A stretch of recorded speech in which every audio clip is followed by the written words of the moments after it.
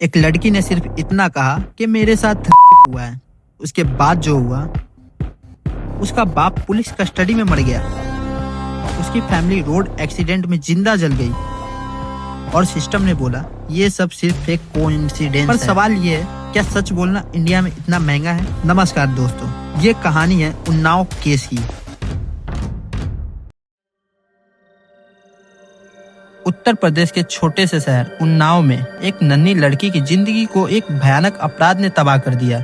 यह है 2017 उन्नाव केस की कहानी, जिसमें ब्रूटलिटी, पावर की दादागिरी और एक परिवार की न्याय की जंग सब मिक्स है। एक नौकरी मांगने वाली मासूम लड़की की उम्मीदें कैसे रेप, मर्डर और सिस्टम की नाकामी में बदल गई।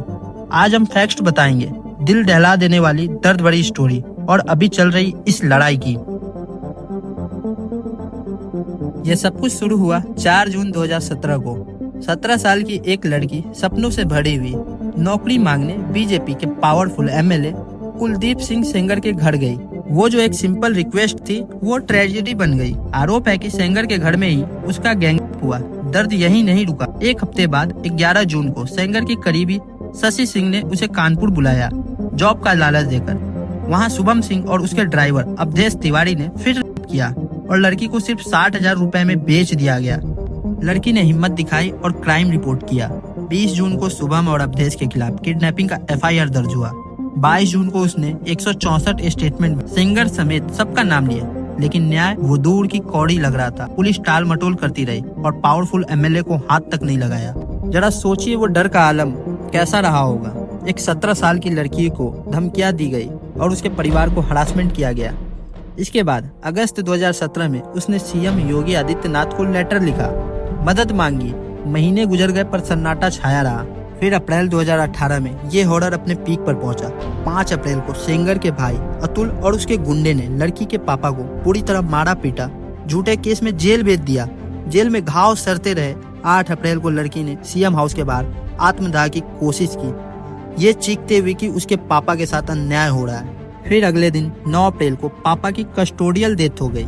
Okay, and some breaking news coming in on the Unnao rape case. 2 days after the Unnao rape survivor's father was allegedly killed in police custody. ये मौत ने पूरे देश को हिला दिया। आखिरकार CBI को केस मिला। 13 अप्रैल को सेंगर अरेस्ट हुआ। कुलदीप सिंह सेंगर को CBI ने गिरफ्तार कर लिया है। और फिर शशि सिंह। लेकिन परिवार का दर्द खत्म नहीं हुआ। CBI ने जुलाई 2018 में चार्जशीट फाइल की, एक रेप के लिए, दूसरी पापा को फंसाने के लिए। फिर भी धमकियां जारी रही। नवंबर 2018 में लड़की के अंकल को पुराने केस में जेल भेज दिया गया। इस कहानी का सबसे डरावना चैप्टर 28 जुलाई 2019। लड़की और उसका वकील और उसकी 2 आंटी कार में थे जब ब्लैक नंबर प्लेट वाली एक ट्रक ने उन्हें टक्कर मार दी। दोनों आंटी मौके पर ही मारी गई।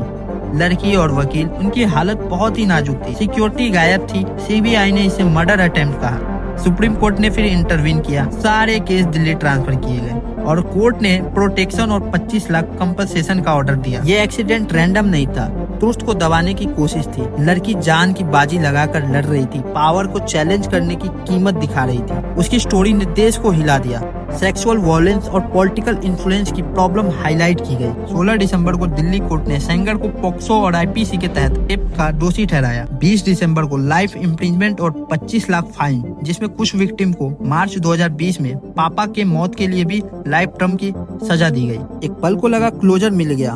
विक्टिम घाव के साथ भी मजबूत था। सब बाधाओं के खिलाफ लड़की जीत गई। उसकी हिम्मत ने कईयों को इंस्पायर किया। लेकिन कहानी अभी खत्म नहीं हुई। 23 दिसंबर 2025 को दिल्ली हाई कोर्ट ने सेंगर की लाइफ स्टेटस सस्पेंड कर दी और अपील पेंडिंग तक कंडीशनल बेल दे दी। कंडीशन से दिल्ली में रहना, विक्टिम से कोई कनेक्ट नहीं, उसके घर से 5 किलोमीटर दूर रहना। लेकिन सेंगर अभी भी जेल में है क्योंकि पापा की कस्टडियल डेथ केस में 10 साल की सजा में उन्हें बेल नहीं मिली। इस ऑर्डर के बाद विक्टिम और फैमिली ने इंडिया गेट पर प्रोटेस्ट किया। डर जताया कि अब जान को खतरा है। मेरे पति को जॉब से निकाल दिया गया, मेरे बच्चे असुरक्षित हैं। उन्हें पुलिस ने डिटेन किया। CBI ने 26 दिसंबर को सुप्रीम कोर्ट में चैलेंज फाइल किया। प्रोटेस्ट जारी है। ये केस सिर्फ डेट और फैक्ट नहीं, ये इंसानी ट्रेजेडी है। एक लड़की की मासूमियत छीनी गई, परिवार बिखर गया, न्याय की लड़ाई में कई जाने गई। सोचिए पावर के सामने कमजोर कैसे लड़ता है।